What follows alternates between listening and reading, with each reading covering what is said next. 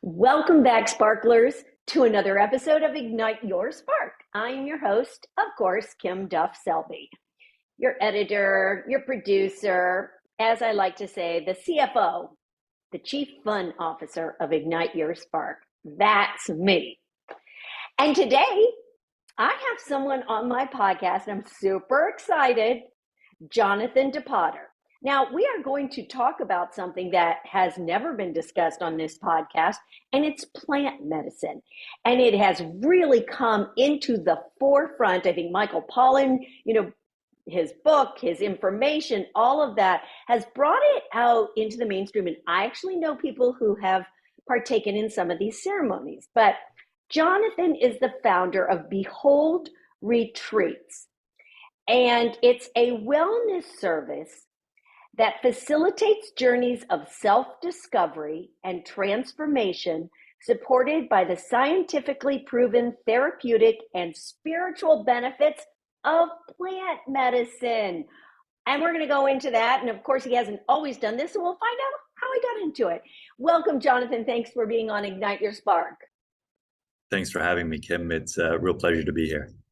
Yay. Okay. Before we really dive into plant medicine and the benefits and the whys and what's and wherefores, I have to ask you, which I ask all my guests, how do you ignite your spark? Meditation is a huge one for me. Most mornings, the first thing I do when I wake up is to meditate. And to me, that just brings me back to my center, back to who I am, what I'm here for, and what I'm here to give to the world. And so that is, to me, that's the trick, that's the gift. And it's something that I recommend to absolutely everyone. Beautiful. Yes, I would agree with that. There are so many other ways. I also dance and do yoga. But I think the one thing about meditation, and which I found, because we are recording this, Jonathan is are you in Thailand now? Bangkok? Or Thailand. Okay. And I'm in California. And so it's early in the morning for him and early evening for me. And before we began, we did a little meditation on the podcast. But before I sat down and even opened my computer, I needed to ignite my spark because it's the end of the day for me. And I get a little tired. And I did, 3 minutes of meditation. And there you go. My spark was ignited. I was ready to go. Of course, I love talking to people and finding out new things. So that helps too. But thank you for sharing that. Appreciate it. Okay. I really love that because it's so important to be conscious of the energy that we bring to everything in life, right? Because that is the thing itself. We mistake the task to be done or the job or the requirement with the energy. And if we're able to bring that curiosity, that spark, that joy to whatever it is, then the thing itself has changed as a result. Absolutely. So beautifully said. Really. Thank you. That was a, perfect way to say that. I love it. Okay. Now, honestly, I am one of those people, when I was in high school, I would shy away from the people who are smoking marijuana. Now I'm not very old, but I'm older. So, it was very illegal. I didn't even drink. I did not like losing control. So the idea of plant medicine has always been a little off-putting to me, although I do know people who have gone through ayahuasca ceremonies and done the mushroom thing. But what got you started into plant medicine? What was it that, made you try your first journey? Because I'm sure that's how you got into this. Yeah. So it's funny because I shared very much your perspectives from an early age. I grew up in Hawaii, and there's a lot of substance use and substance abuse in Hawaii. And so I also avoided all substances, alcohol, weed, mushrooms, all of these things, because all I saw around it was confusion and negativity and really bad stories, to be honest. Yeah. And so for me, what took me, my life took me to New Zealand, and I went into, the professional world and ultimately moved to Hong Kong, where I was working as a management consultant. And after 5 years in Hong Kong, I was working hard, drinking quite a bit because it was just so normalized within the social culture there. And after 5 years of kind of chasing that next promotion, the next client, the next deal, I just, I didn't have a spiritual connection. And I just knew that the path that I was on wasn't what I was here in life to do. And it just kind of hit me all at once. I remember looking at myself in the mirror one evening going, I don't know what the answers are, but I know this isn't it. You know, the next deal, the next client, the next promotion is not going to bring me an ounce of incremental joy. And so in that moment, I decided to take a year off. And as part of that year off, my best friend came and joined me in Peru, and we did an ayahuasca retreat together about 6 years ago now, which was easily the most challenging, but also the most beneficial experience of my life. And I was just so incredibly floored by the possibilities of what was there for not just me, but for us as a collective more broadly, that it really motivated me to understand this space, to understand myself. And that just naturally evolved into the business that we have today. It's interesting because I was just speaking with someone else about this, I think, and oh, I know one of my favorite yoga instructors, and he was saying that he has done this journey, but when you get back into the real world, so much of real life gets thrown at you, and you really need to either keep doing a retreat such as this every year or somehow manage to get back to that state that you are in when you come out of this.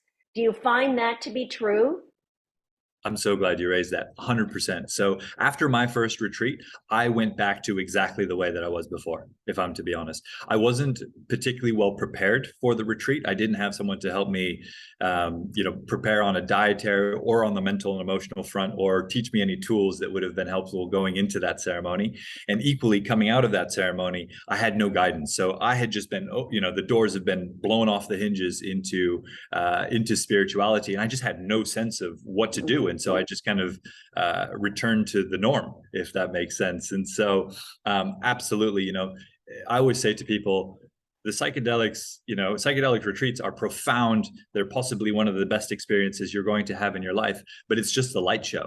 What matters is what you're going to do differently, to what degree you're able to embody this higher vibration and to live from that place on a day by day basis. Now, the science is helpful here in the sense that it helps us identify what needs to be true in order for us to be able to sustain the benefits. And so one of the things that I gravitate to very heavily to encourage people to do mental and emotional work alongside a retreat is that the science shows, number one, these medicines are really powerful for helping us connect to our joy for life, which is amazing. Second to that, really deepen self-understanding and connection to spirit.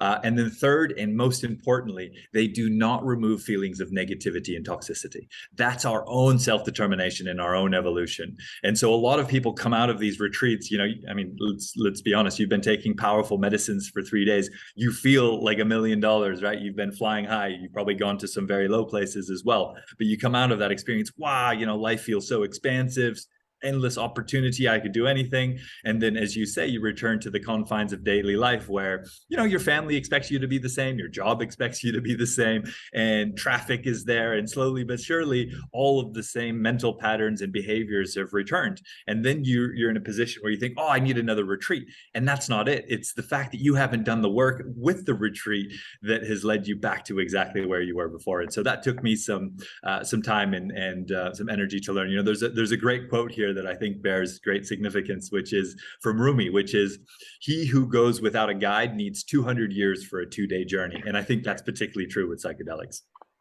Oh, I'm sure that is. It's true of everything. You travel, you go on an adventure, and you think you got this under control. I don't need anybody.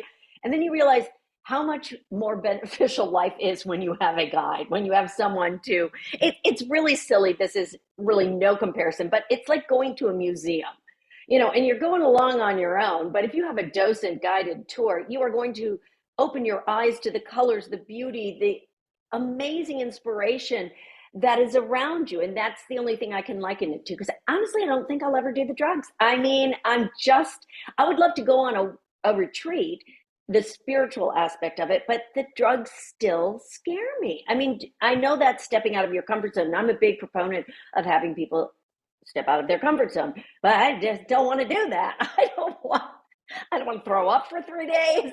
Just don't want to do it. But I know people who find it transformational. Okay, not going to discount that. But when you did your first journey, You were not spiritual. You were not meditating. Is that correct? You were. No, I was not No, meditating. you were not really doing anything. You just decided to jump in and try this. Correct, correct. I had heard a story 10 years prior. A friend of mine from New Zealand, who she had gone on one of these retreats and had come back just completely transformed. She came back, and before the trip, she was shy, full of self-doubt, never able to find her thing, and always the victim, right? And she came Mm. back, and it was like, wow, Sophie was organizing surf trips and rock climbing and camping, and it was just like she had this joy for life that I had never seen in her before. And so I remember at that time, this little seed was planted through witnessing her experience that I wasn't ready at that time for an experience of this nature. But I remember thinking, this doesn't align with my prior understanding, because she has come out of this as a completely new and energized person. And so there's something here that I probably will want to experience at some point in time. Got it. And I did read about all of your retreats and how important the prep is before going to really get yourself into a state where you are ready to receive, is my understanding, Yeah. what the medicine of the plant has to offer you. And I assume each person's journey is completely different. Yeah. And do you have other people that you facilitate with? Yeah, so I don't facilitate myself. We have a network of facilitators and hosts, very tight network of facilitators, coaches, healers, therapists, to really match people at the level of the individual. There's a lot of retreat centers out there that take what I would describe as more of a retreat-centric approach. We're trying to meet people at the level of the individual, right? We're all different. We all have mental and emotional blind spots that are keeping us from, the next version of ourselves. And it's hard. It's really hard to get to those things. Even with psychedelics, there are people who have been doing this work for 20 years and still are full of negativity and judgment and scarcity and pointing fingers, at some problem that's out there. And the problem is never out there. The problem is always, of course, in here. And so, it's not necessarily the case that psychedelics lead us into those places where there is the most fear. We need a mirror, and that's the role of a guide, a coach, a therapist, to really bring us closer to ourselves so that we have the wherewithal to actually go into those places where they're the deepest, darkest fears. Yeah, it makes total sense. Yeah, you call them bespoke. So they are really created for each individual or created for the group because you do it in a group. How many people are in a group or So we do both retreat? private retreats as well as group retreats. Now, Mm. most people tend to start this work in a group context. And the reason for that is there's kind of a felt safety in numbers. We do smaller groups than most. So we do typically between 6 to 8 people on a retreat, which is a nice, really intimate container. A lot of retreats are doing 20, even 50 people within a given ceremony. Like, Mm. I can't imagine going on any retreat with 20 or 50 people. It's just not a retreat. That's like half of a concert, right? Let alone a psychedelic retreat.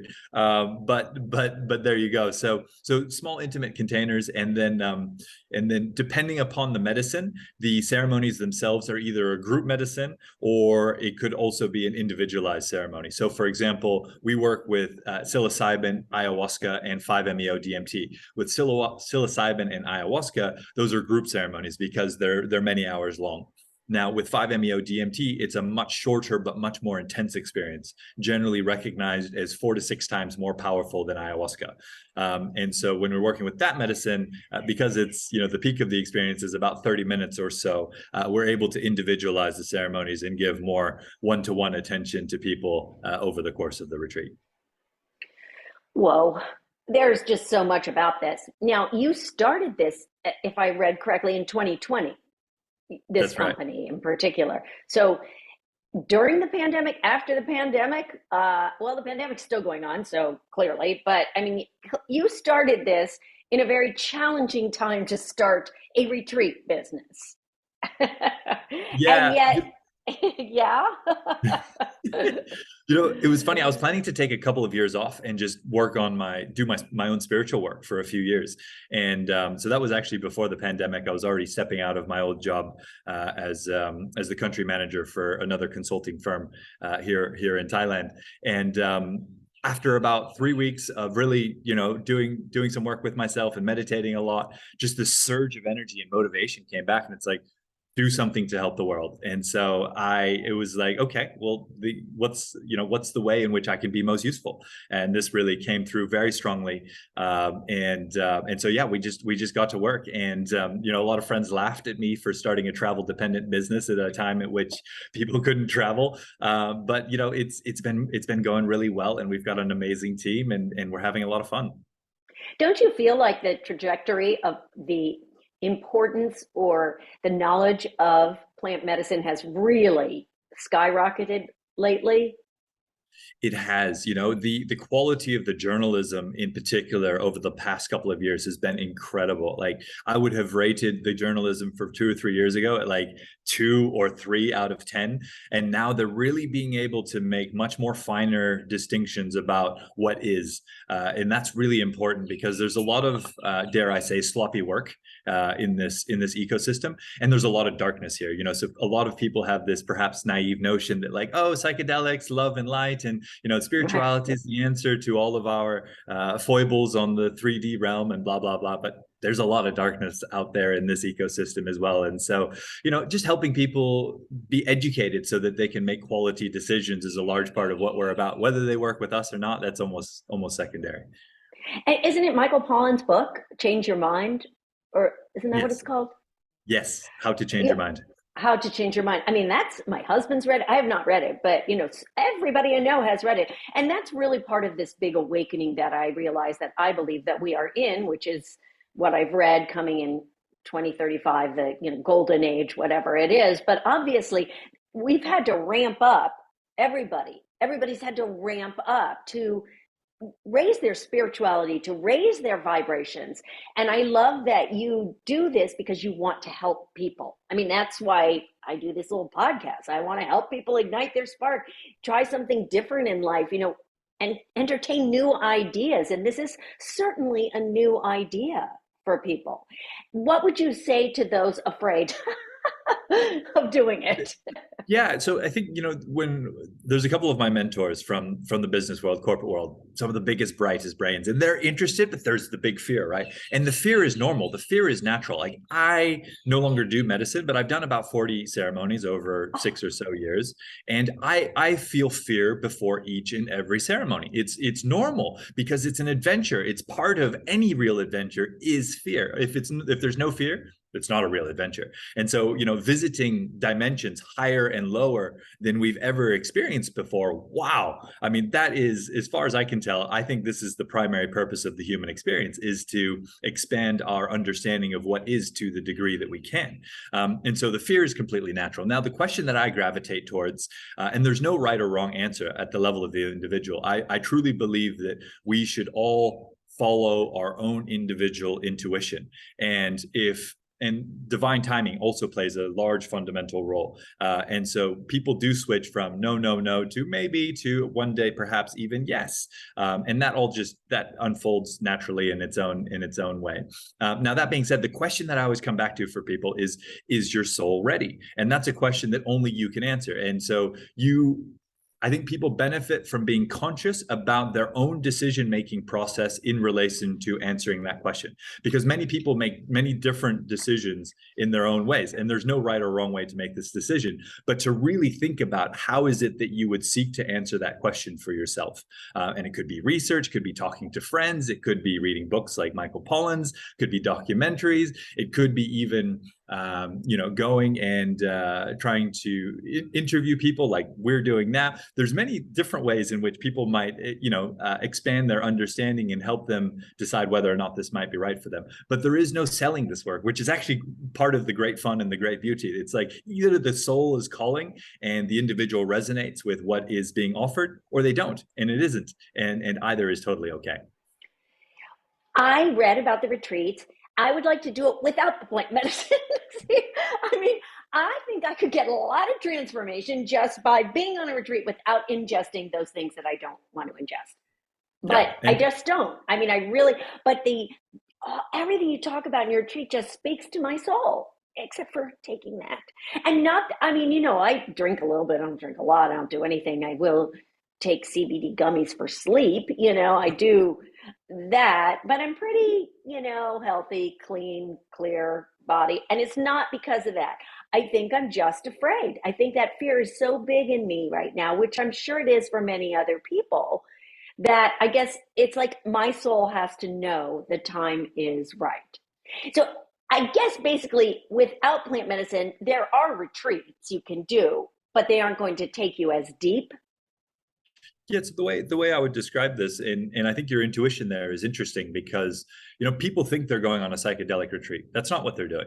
They're buying access to a portal to a higher dimension.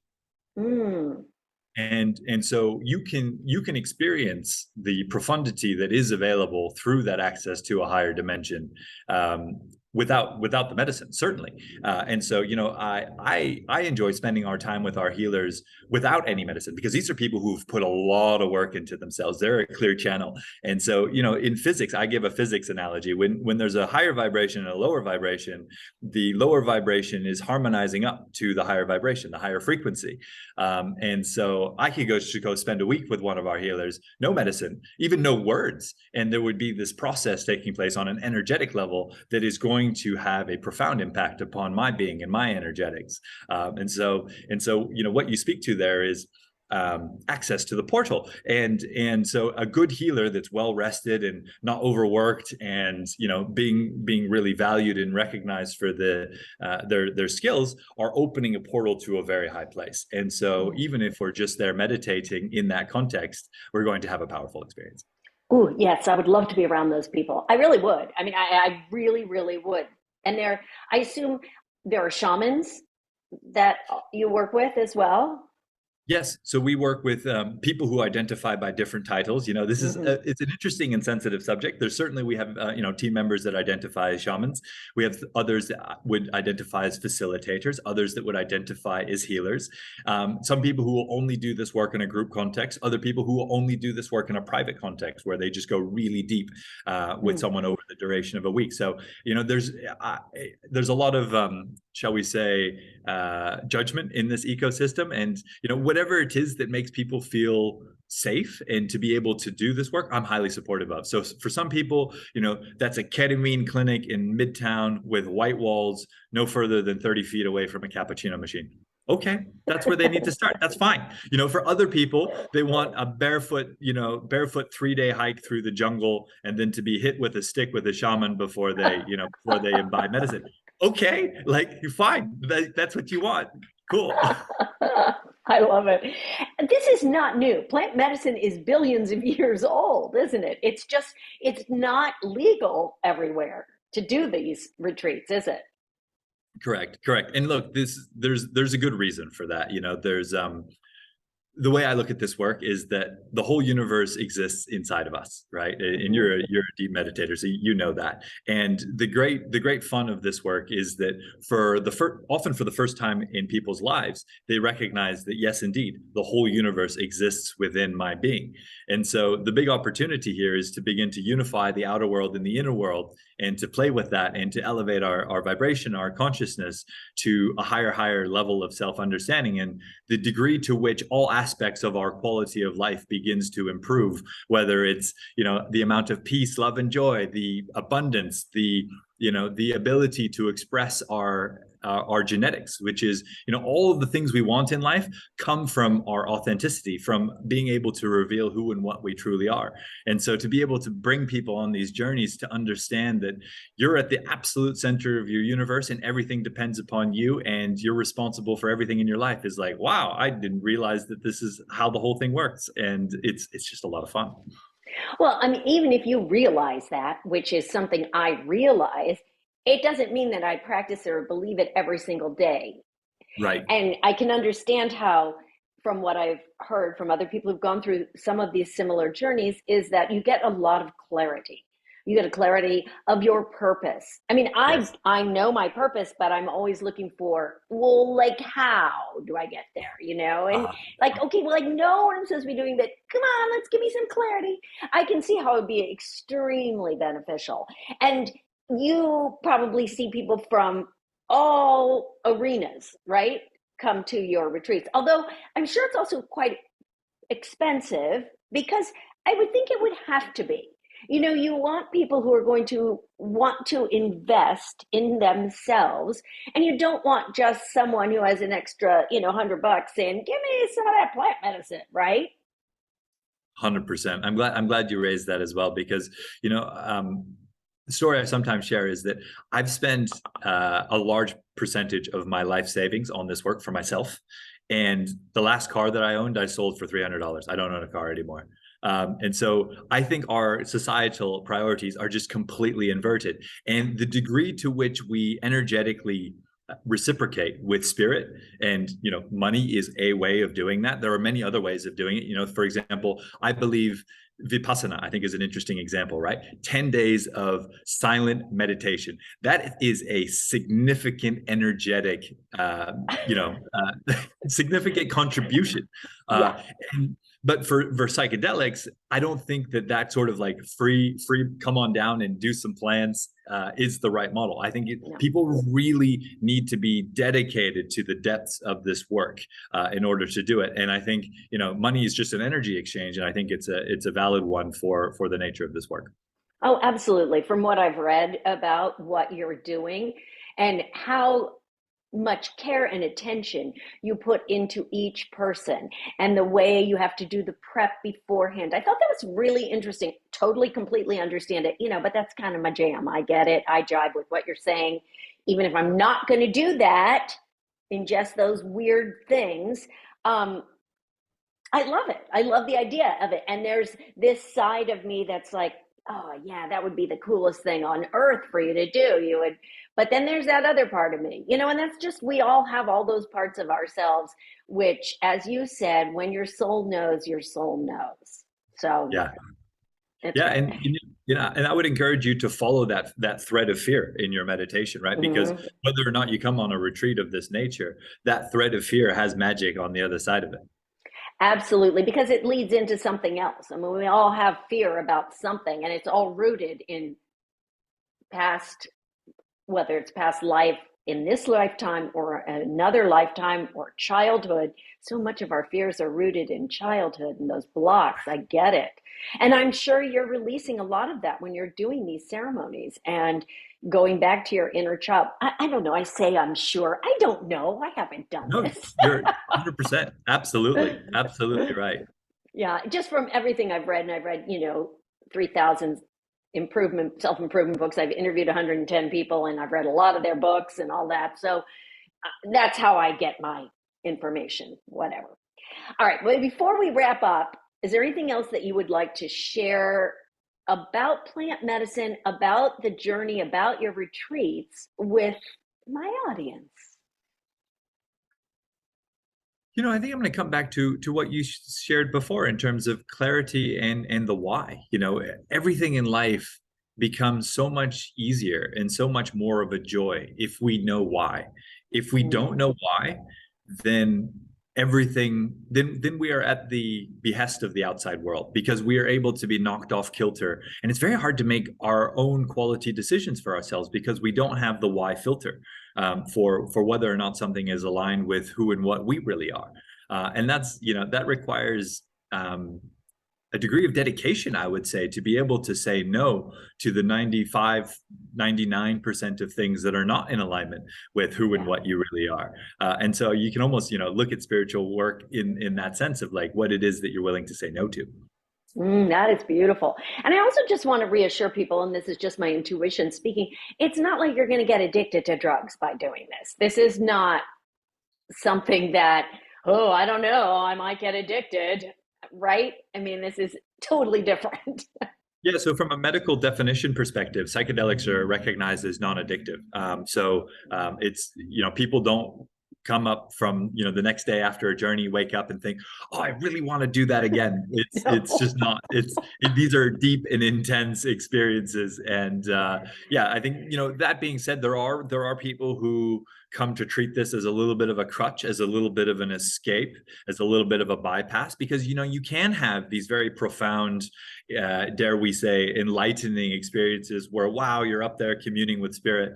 But ultimately, what really matters is what we're able to anchor back into the 3D, and what we're able to do for our own emotional and mental well-being, so that we can begin to make the baby steps back to these states of being that we know are possible without medicine. That's the key bit. Oh, it's beautiful. You go on these journeys, you ingest a little bit of plant medicine so that you can be freer, have more clarity, have more purpose, or know your purpose. And it just sounds like a really intriguing idea.